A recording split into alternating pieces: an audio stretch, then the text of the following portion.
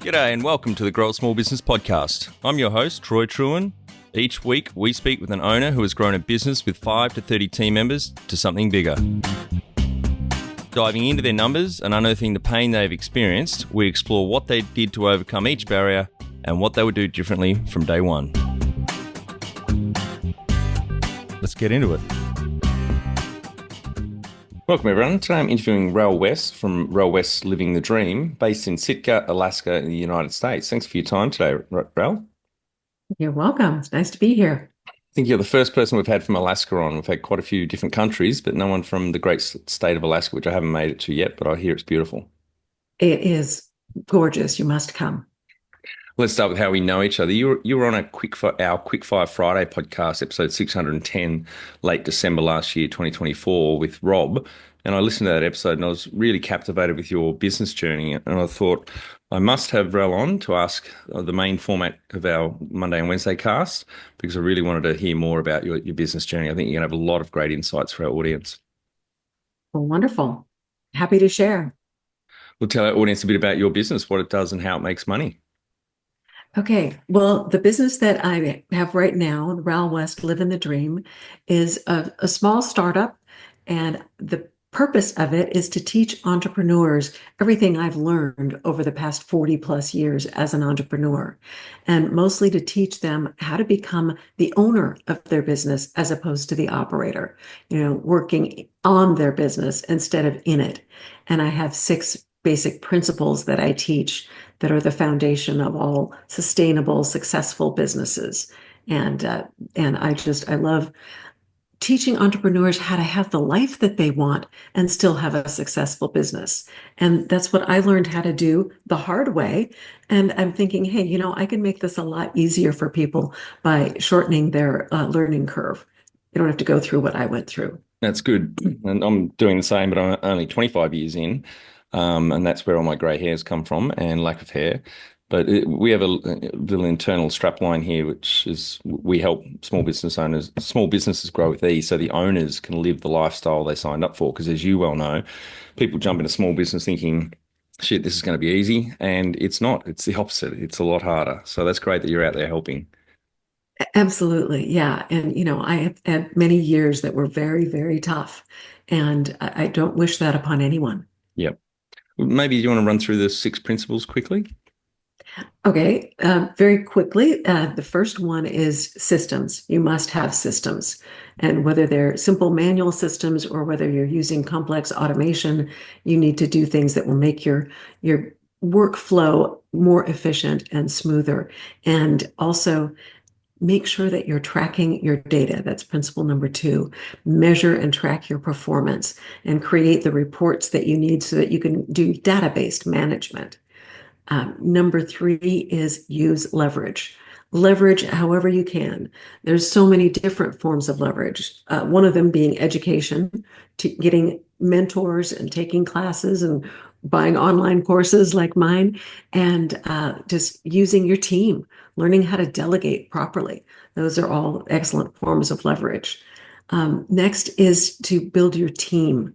You make sure that you have a team that understands your values, your principles, and is aligned with your goals, and make sure that they have the tools and the knowing of what a good job looks like so that they can perform the way you want them to.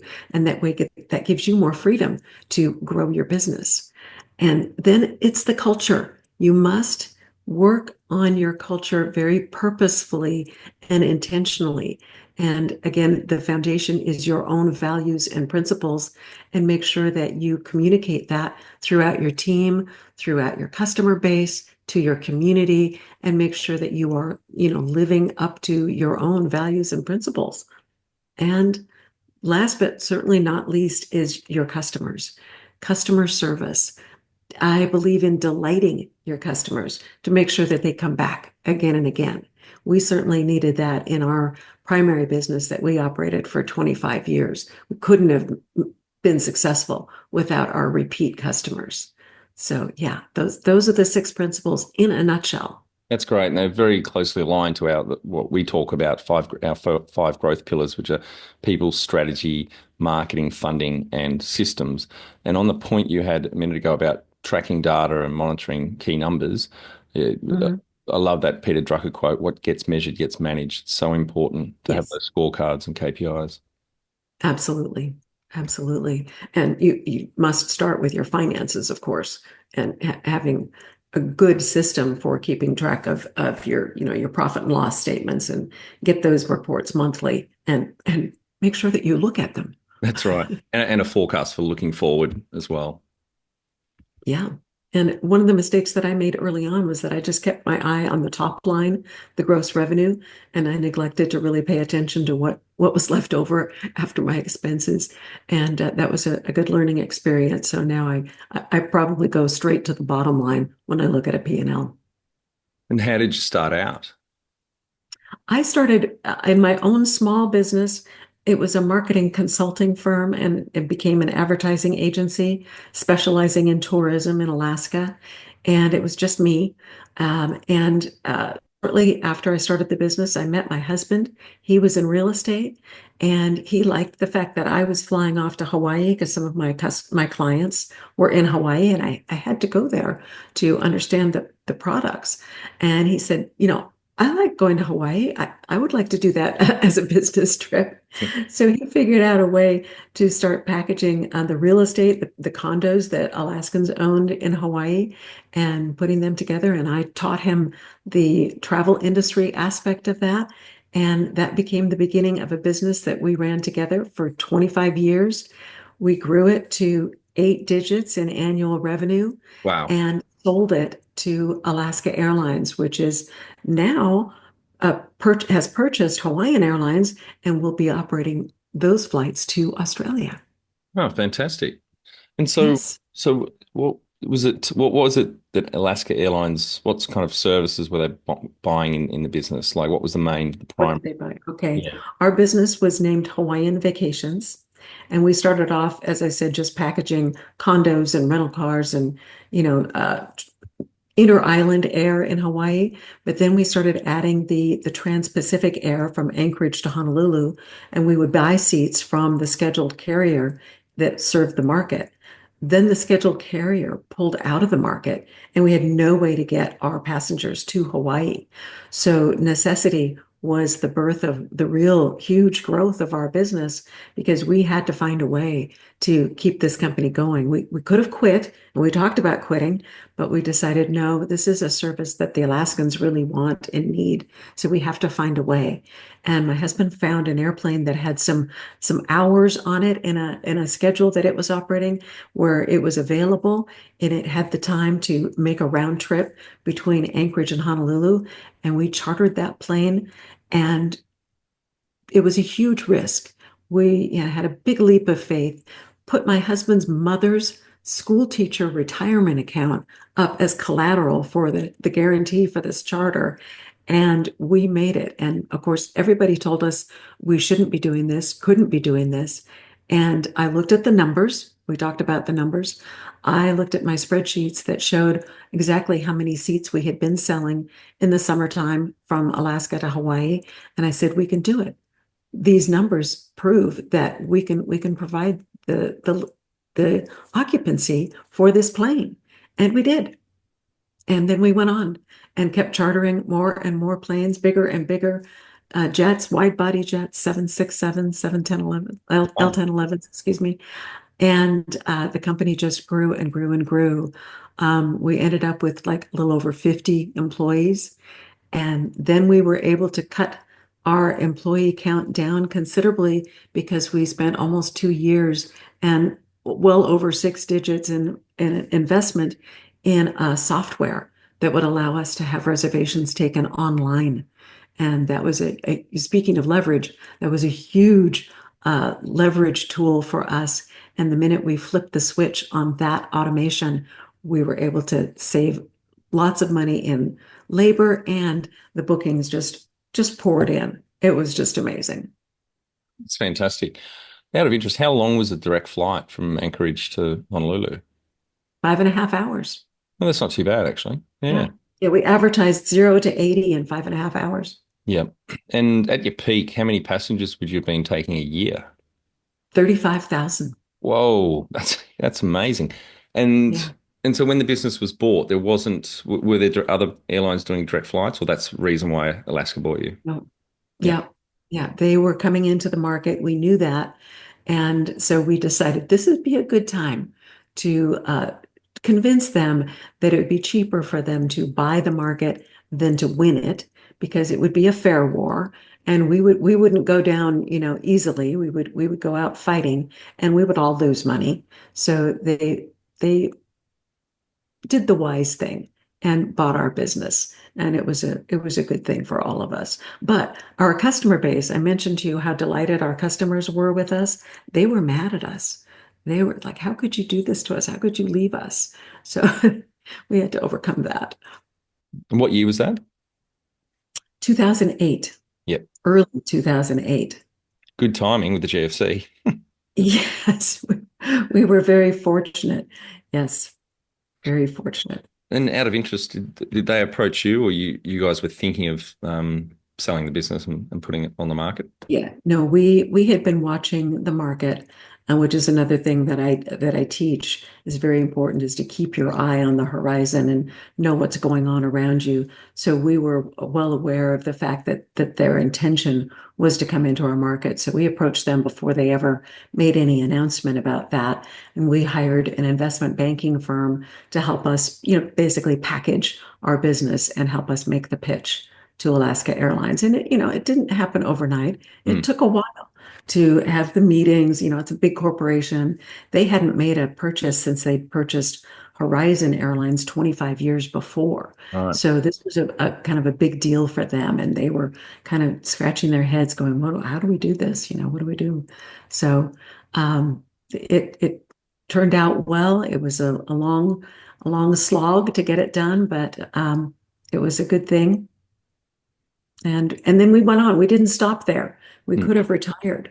We had the money in the bank and we could have retired, but we said, no, no, we still have energy and, we're young enough. And so we started investing in cruise ships and bought some small cruise ships that were basically bank owned. The cruise operator had gone bankrupt, and the ships were just sitting in Seattle at a dock. And so we struck a deal with the bank saying, yeah, we'll take them off your hands. And we got them for, pennies on the dollar, and then had to pour millions into fixing them up and getting them passenger ready again, and found a cruise operator who would run them for us. So all we had to do was, spend the money getting them ready to go to market. And then they did all the marketing and all the operating, and we just collected the lease payments every month. Wow, very clever. So that was after obviously you sold to Alaska Airlines. How long did Yes, how long did you have that cruise business for? about 10 years. Yeah. And we sold the last cruise. We had one left when COVID struck. And that ship was tied up at a dock for 2 years because no cruise ships were operating. I'm sure you remember that. Mm. And, Australia wouldn't let any cruise ships in, and neither would most other countries. So that, lowered the value of that ship. So we didn't do as well selling that one as we had on the others. But nevertheless, there was certainly a sign in the marketplace that it was time to pivot again and get out of the cruise ships. So our next major pivot was into multifamily real estate. So we had been investing in real estate in Alaska and Hawaii since the 1990s.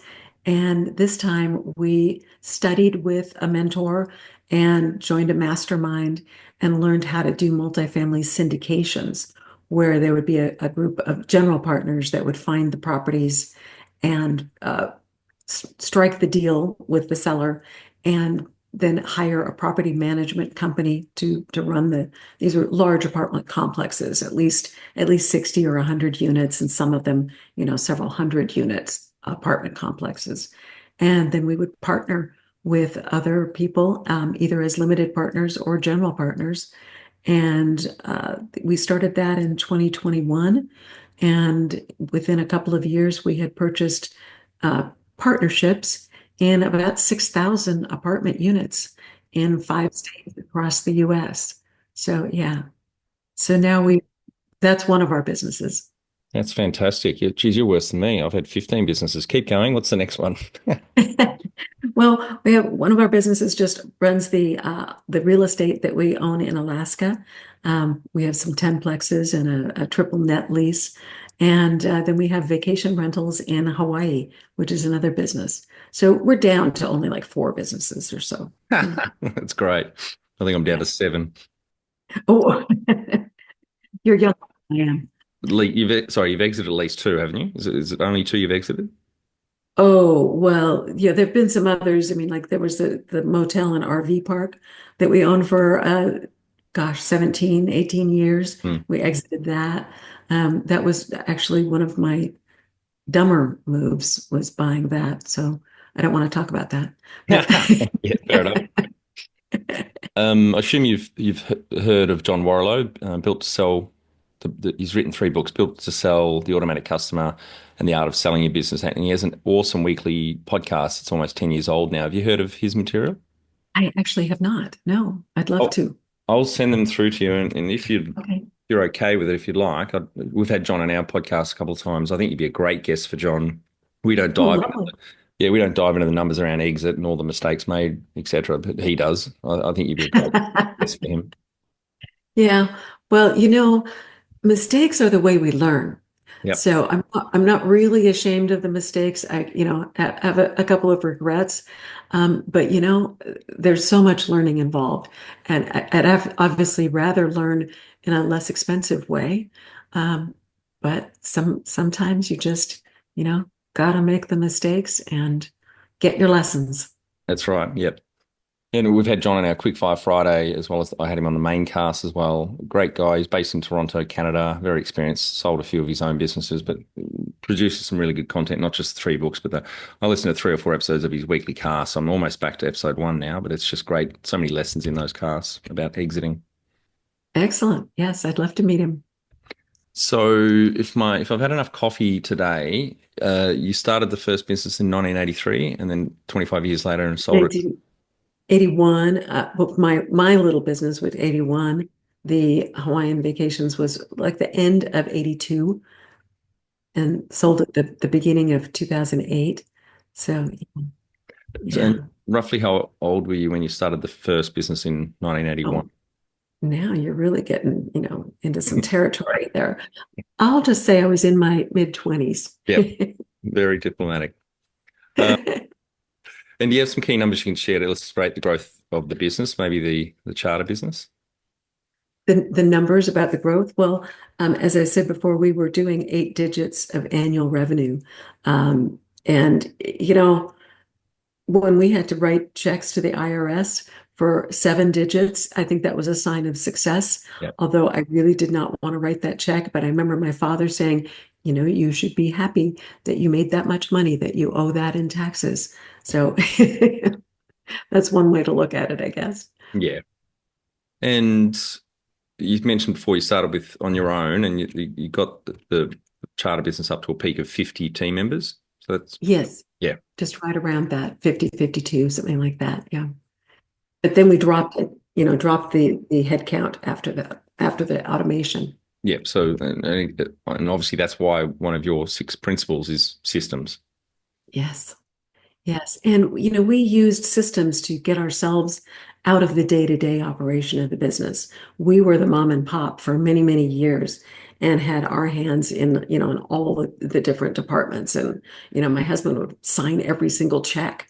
And it was just, crazy. We couldn't be away from the business. And we were always tired and, working nights and weekends and all of that. And neither of us was very healthy or in good shape, overweight and no exercise. And so that was not a good way to live. So we learned how to create the systems and how to use our team better and, work on the culture. And one of our best mentors for all of that was Robert Kiyosaki, who is the author of Rich Dad, Poor Dad. And But when Cash Flow Quadrant, I thought was an excellent book as well, after his Rich Dad Poor Dad, which is, a seminal book. Yes, Now, he also yes, he owns a shit ton of properties as well, doesn't he? Tens of he thousands. does. Yeah. He does. He's very, very big in real estate. And we started studying with him in the late 1880s, 1980s, not that old. Yeah. Um, and this was way before he wrote his book. And so I remember we had lunch with him on the Big Island in Hawaii, and he said, "You've got to go get this book and read it, and it'll be great for you." And it was called The E-Myth by Mm. Michael Gerber.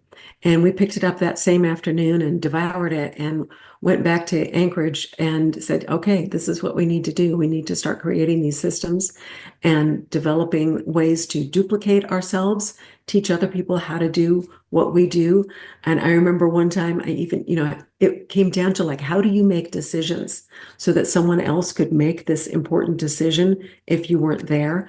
And one of them was my marketing team said, how did you know that we needed to spend more money on advertising right now? And it was a head scratcher for me. I'm like, well, I just know. It's my instinct. And I had to pick that apart. And I've gradually realized that no, I was watching the data. Mm. I was watching the sales. And so I developed a criteria. I said, okay, if sales are declining 3 days in a row, that means it's enough to be a trend. And that means we need to hit more advertising and increase the budget at that point. And it worked. And so from then on, the marketing team could make that decision without me being involved. And that's how you get to be free. And we could have our second home in Maui and travel and have our yacht and, enjoy life. Very smart, Ral. And the E-Myth Revisited by Michael Gerber, I think it was late 80s, early 90s that came out. It's the number one book I recommend to anyone thinking of starting, let alone growing a small business.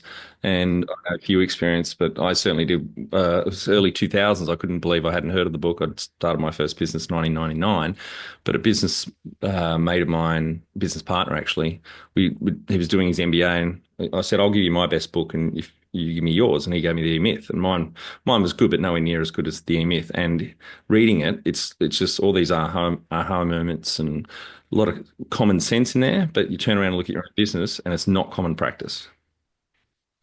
Yeah, unfortunately not. And I recommended that book to many of our friends who were in business, and they would read it, and then I'd ask them later, well, did you do it? Did you implement the systems? Oh, well, no.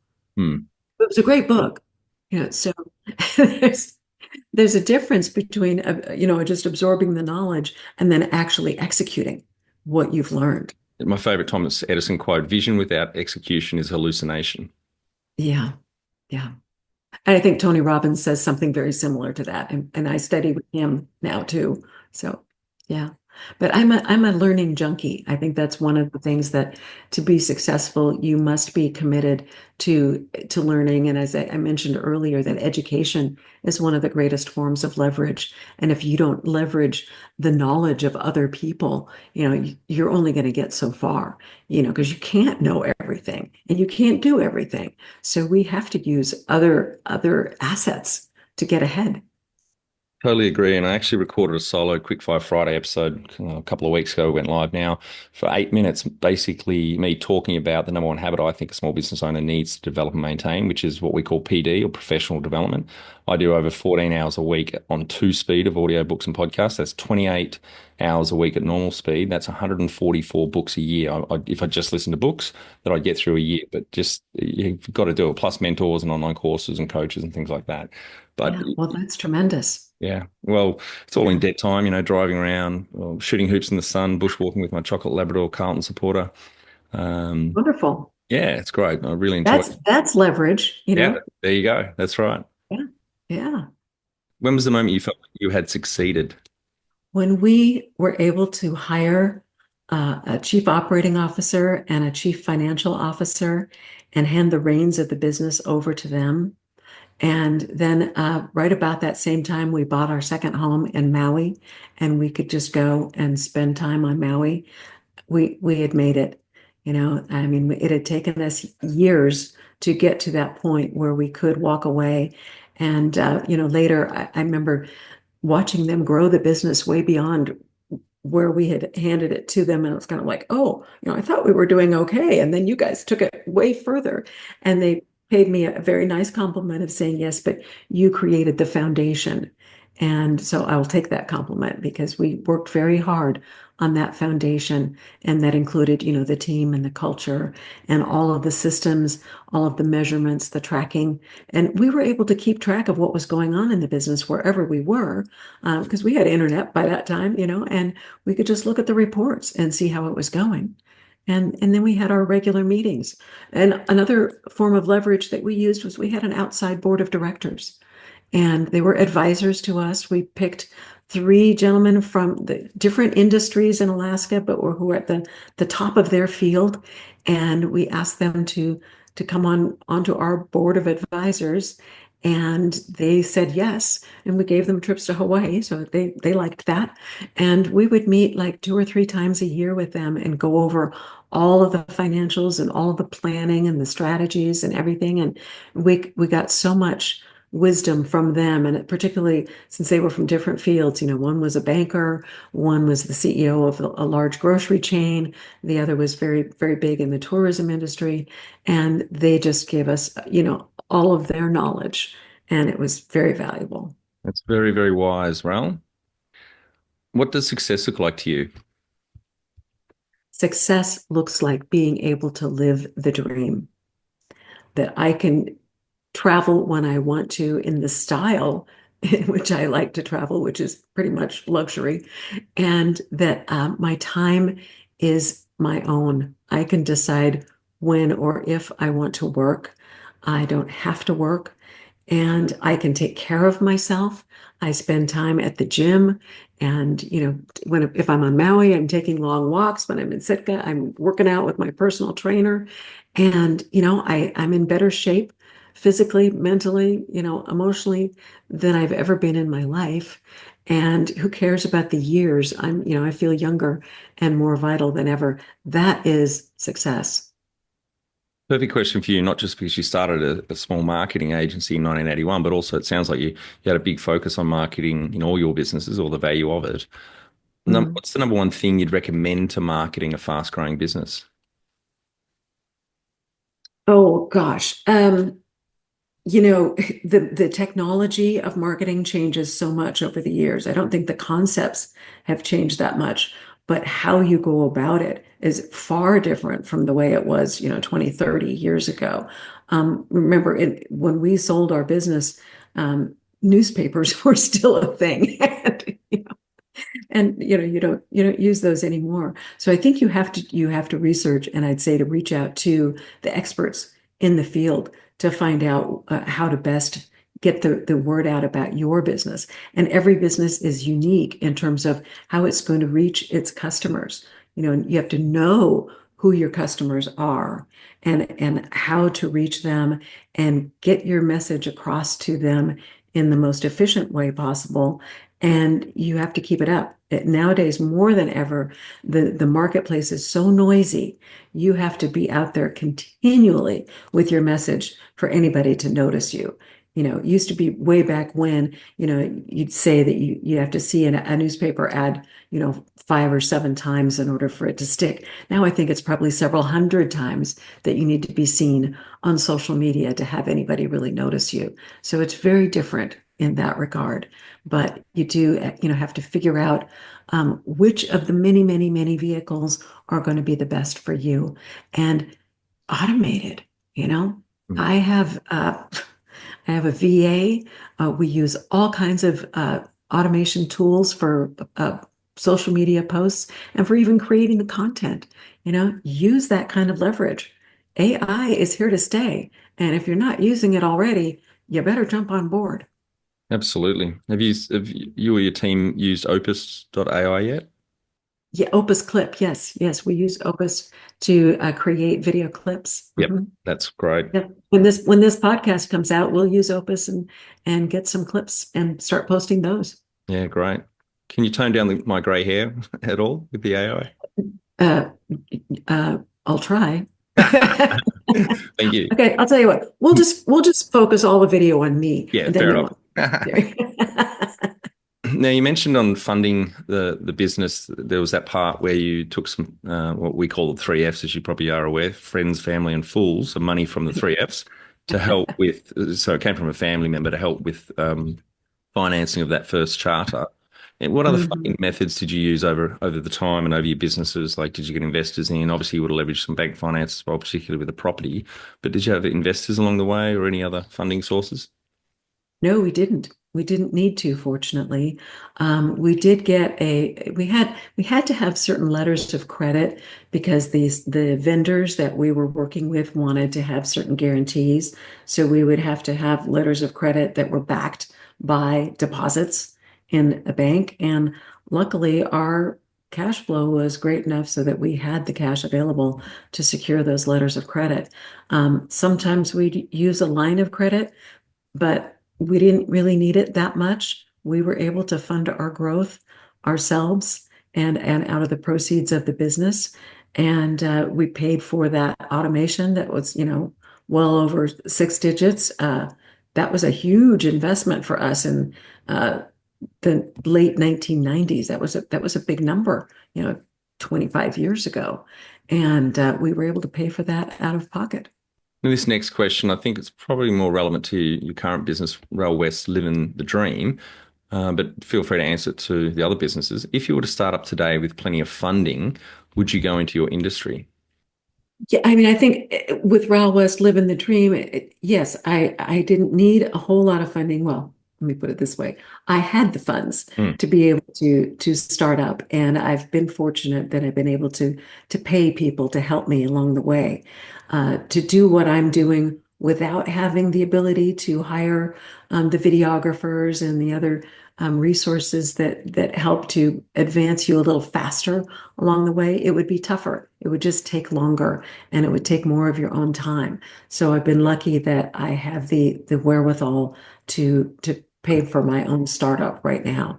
But yeah, it's a little different these days. There's many ways that you can start a business with nothing these days because of automation and AI and all that. There's a number of ways that you can grow a business organically.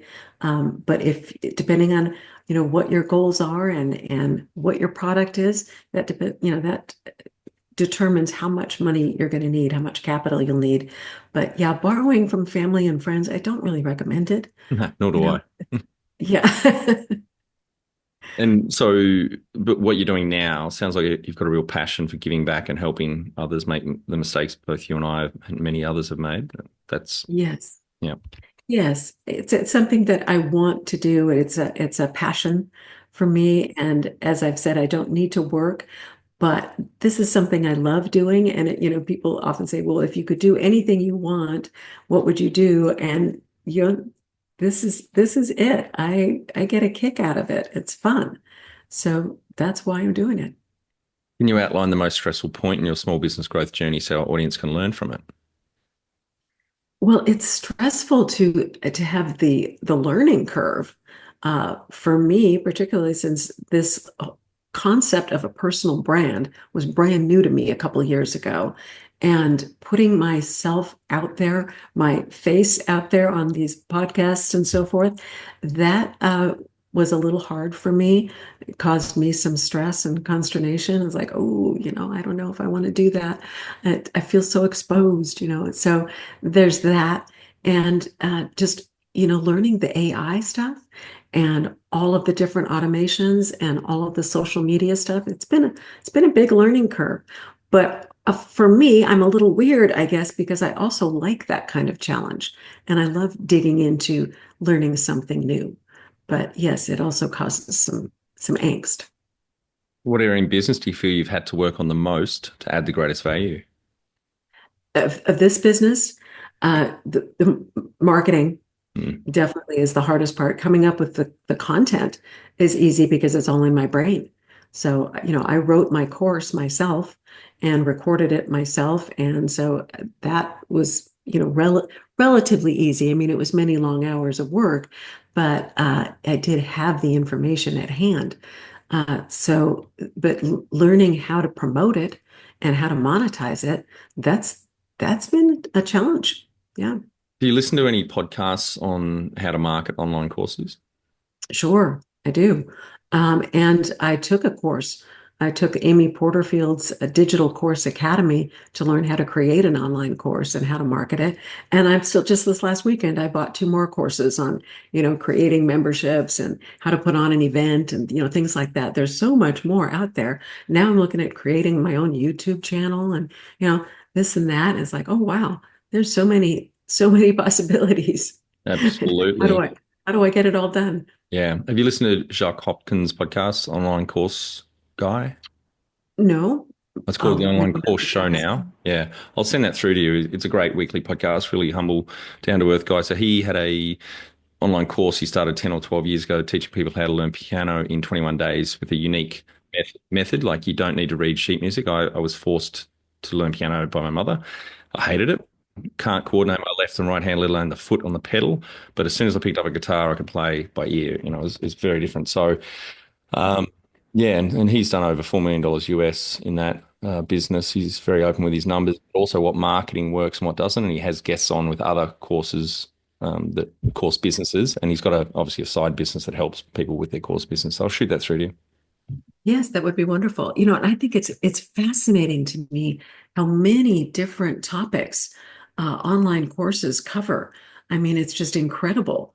I was just listening to something about somebody who's, teaching parents how to deal with autistic children and how to teach them, or how to discipline your kids, or, gardening or baking or whatever, so many different things. I mean, it's unlimited what you can do. And yeah, the education is everywhere. We don't have to go to college anymore to learn everything. That's right. I think, yeah, the online course show has been going for about 7 or 8 years. I've gone back through all of his weekly podcasts, and there are so many different niches in there. My favorite and the craziest one I heard is a lady in Singapore that has an online course and membership that teaches parents, Asian parents, not to hit their kids.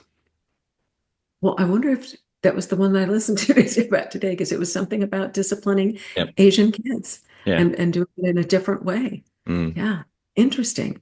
And she's got quite a following. Yes. Yeah. Doing about 200,000 US dollars a year from memory. Yeah. Yeah, amazing. What have you enjoyed the least about managing fast growth? Oh, enjoy the least about managing fast growth. Well, just keeping up with it, the amount of work that it takes. And um, yeah, I think, learning to pace myself. Sometimes the growth will start dictating to me, and I'll feel like, oh, I have to run faster and faster in order to keep up. And sometimes you just have to say, now, wait a minute, I can be in control of this. I don't have to, be commanded by the business to run quite that fast if I don't want to. And you can take a step back and take a breath. What do you love most about growing a small business? I love the creativity and the autonomy. And if I succeed, it's all me. Of course, if I fail, that's all me too. But it's just a very exciting path to be on, and I love being able to serve people and change their lives. Hopefully, that's very exciting. If I can bring some information to people that can help them have a better life, that's incredibly rewarding. What has been the biggest mindset shift for you in your small business growth journey? Well, I think my mindset shift happened long, long before I started this small business. And I've been working on mindset for decades and studying with people. And it's a constant effort, of course, because sometimes we all get kind of bogged down with feeling discouraged or depressed or whatever. And then we have to pull ourselves up and say, no, no, no, this is going to work out. And you have to have faith in yourself. And I don't think that an entrepreneur without a positive mindset can make it. Just bluntly, you have to have that faith in yourself and confidence, and you have to believe in what you're doing and just go for it, and be willing to take the risks, and not worry about making mistakes and failing, because you're going to, and you have to just keep pushing forward. The number one habit you think a small business owner needs to develop and maintain? I think being persistent about keeping track of all of the pieces working on your business. And, I use a number of productivity tools that help me keep all my little balls in the air and so that I don't let anything drop through the cracks. I think you need to pay attention to the details, and you don't want the details to drown you, so you need to stay on top of them. And that's something I do every day, all day. And I highly recommend it, and I'm an organizer and a planner, and that helps a lot. Are you a small business owner who is ready to take your professional growth to the next level? Sign up to the Grow a Small Business Weekly newsletter. This is your go-to email every Friday and will take about 2 minutes to read. Join the Grow a Small Business community who, like you, are investing in their professional development. Each week, we curate valuable resources, whether it's expert advice, books, podcasts, industry insights, or actionable strategies. We've got you covered. Leave your email at growasmallbusiness.com/weekly. Can you talk to how you've added people to the team, some wins, mistakes, and advice for those listening? Yeah. So, we've had some incredible successes with our hiring. The COO and CFO that I mentioned were brilliant hires on our part, and they didn't know each other, and then they ended up being best friends, and they're still best friends, 17 years after the business sold. So that was a huge success. And then every once in a while, we would blow it. We would hire somebody and bring somebody on board that just didn't work out. And we would try and try and try to work with them. And then, then we'd have to sit back and go, okay, well, you can, take the horse to water, but you can't make him drink. And we'd find that sometimes people would, what we would call deselect themselves. We would give them every opportunity, and then they just couldn't bring themselves to follow through. And so then they would opt out. Sometimes we'd have to help them opt out, but Yeah. so but we learned over the years that there were better ways of hiring, and we got better and better at it. We actually started giving little tests to people that we hired in our company, and we give them a short little exam to see, well, do they have any idea of geography? Do they know where Hawaii is? That kind of thing. And that helped us weed through. And then we would put the ones that we felt were high potential, we would put them in a class, and we would pay them to be in a class for 2 weeks with a cohort of other, onboarding team members. And we would teach them everything about the organization, starting with, the company culture and guiding principles and values and all of that. Plus, of course, just how to do their job. And we wouldn't turn them loose until they successfully got through that 2 weeks of training. And then we still gave them a mentor, somebody who they would work with and help them along the way. So I think those were some very successful strategies that we used, and I recommend that. Yep. I do too. And Everything you said. Yep. yeah, and sometimes we would just tell people right up front. We kind of called it, firing them before you hire them, is that we'd let them know, these kinds of behaviors or performance will not cut it. This will get you out of this company by doing this, this, and this. So you just let them know up front, this is what the expectations are, and this will not fly, and you just lay it on the line. What are some of the things you recommend to building a sustainable and kick-ass culture to help with the growth? Okay, that's a wonderful question. I think that you have to start with assessing your own principles and values. And I also recommend to people that they have in mind what their vision for their life is, where you want to be yourself 10, 20, 30 years down the road, and make sure that your business is going to be able to support that lifestyle. Because I personally believe that the business should support our lifestyle and not the other way around. And then make sure that your culture imbues all of your principles, your values. And we had some guiding principles that served us very well. One of them was something my husband came up with, an acronym that he called WERQ, the work ethic. And that W was win-win, the E stood for efficiency, the R was responsibility, and the Q was quality. And we used this in teaching our team, and we would use it to guide our team in making decisions.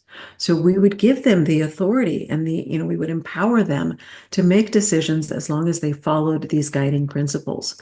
And I think that that went a long way towards making a very solid foundation for our culture.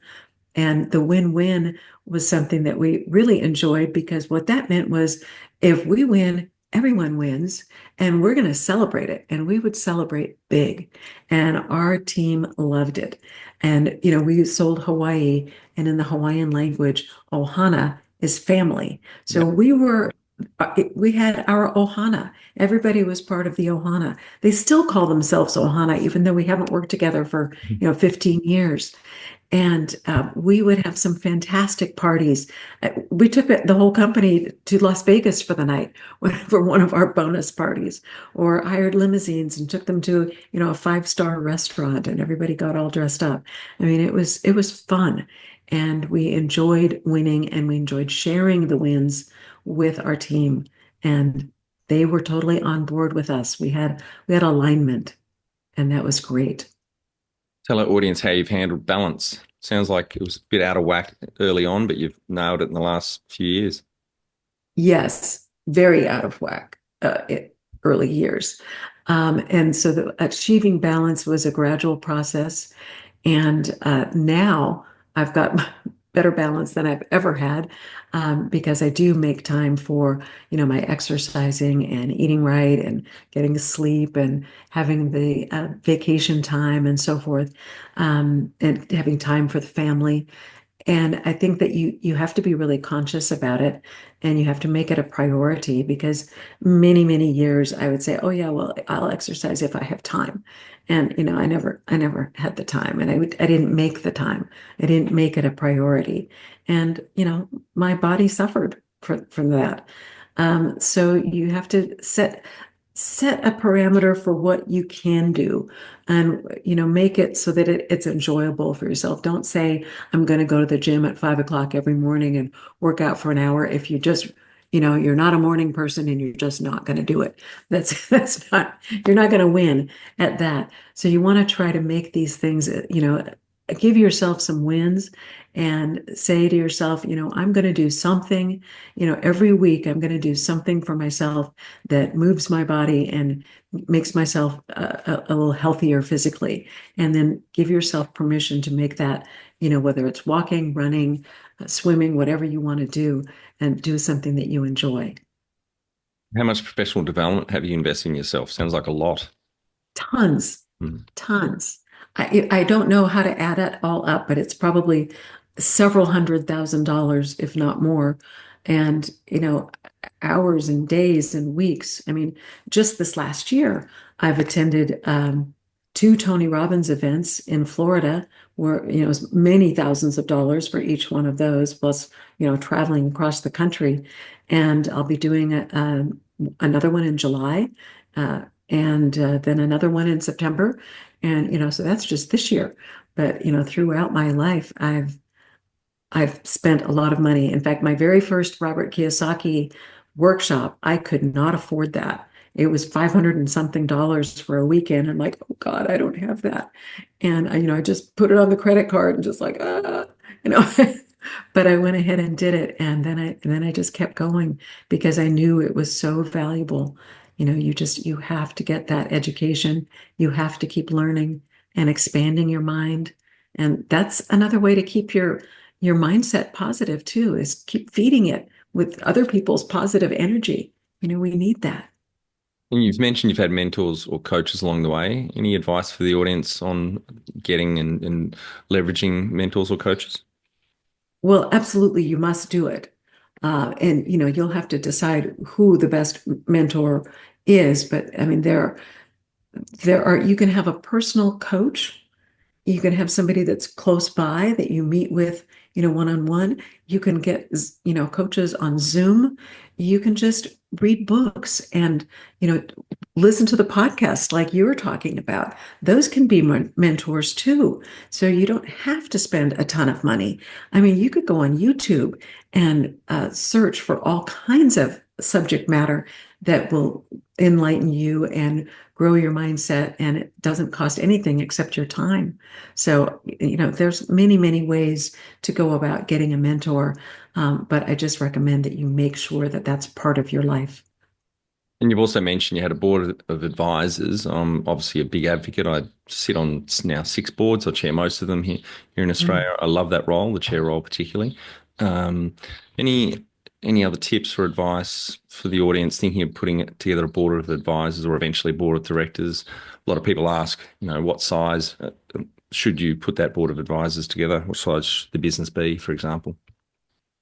Well, our business was not that big when we brought them on board. We didn't have a huge staff, but we wanted the company to grow, and we recognized that we didn't know everything. So we chose 3 people, and then it was the two of us. So it was a board of 5, and then we had our COO and CFO that also participated in the meetings. But my husband and I had the vote. Hmm. We didn't give the decision-making authority to anybody else because we owned 100% of the company.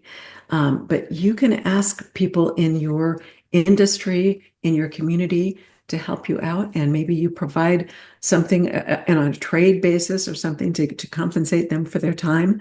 But there's lots of expertise around you, and I think it's a very good idea to take advantage of it and get their advice. Now, Raoul, you're one of the few we've had on that's exited not just one business, but several. Any other advice for the audience thinking about exiting one day? Yes. And I think we've alluded to it already, and that is that if you are the operator of your business and you've got your hands in the day-to-day operation, you can't sell your business. It's not going to be worth much because the company will have to buy you as well.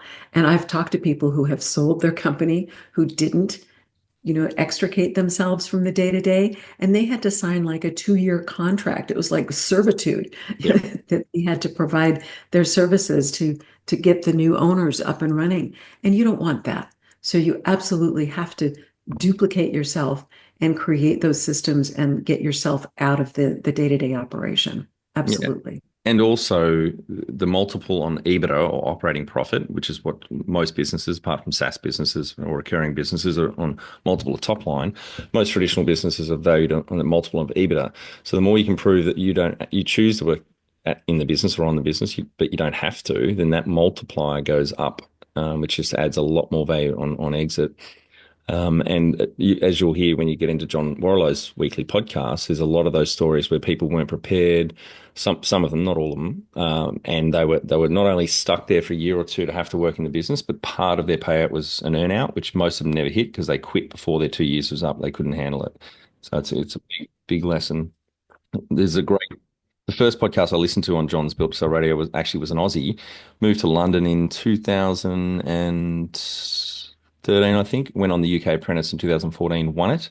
Lord Sugar invested £250,000, so 500,000 Australian dollars, in his crappy digital agency. Had about 5 cheap staff, and the plan was to grow up for 6 years, and then Mark, the founder, not work in the business for 2 years, and then sell the business.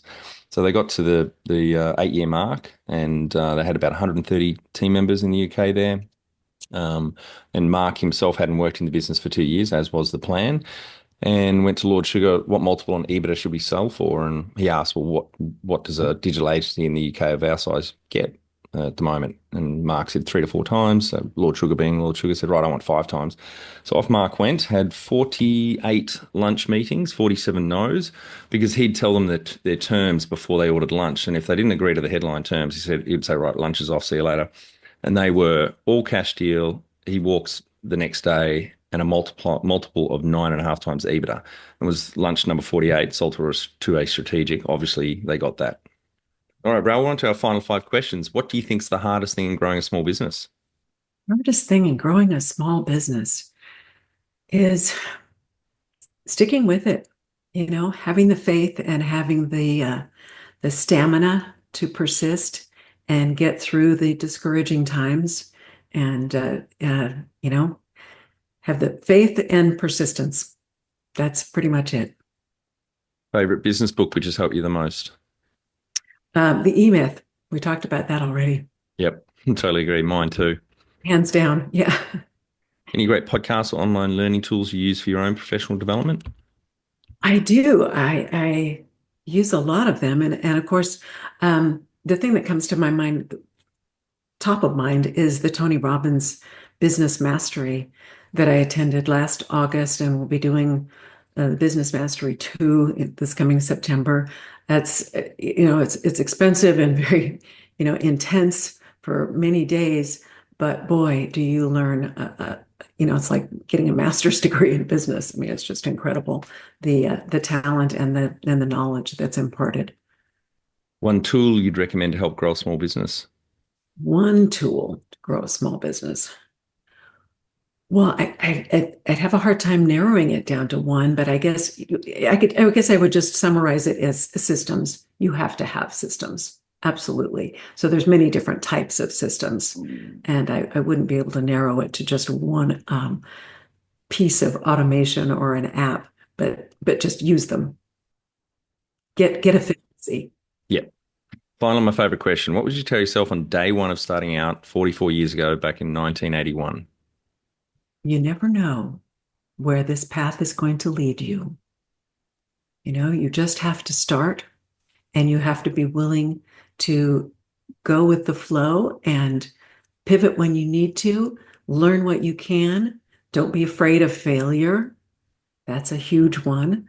Don't be stuck on perfection and just go for it. Go for it and believe in yourself. Fantastic. Thanks so much for your time today, Ral. I've really enjoyed our chat. I've been looking forward to this for a few weeks. Congratulations to you and your husband and the team on the growth of many businesses over the years. The main one, the charter business, flying 50,000 Alaskans to Hawaii each year, grew from yourself to 52 team members, downsized that a little bit, and then got into property and many other businesses. You probably had more businesses than me. So congratulations to you and your husband and everyone on the growth. And thank you so much. Well, thank you, Troy. That's it. Thanks for listening. Please leave a review in iTunes or whatever platform you listen to us on. It means more small business owners will find our cast and help people with their business growth journey.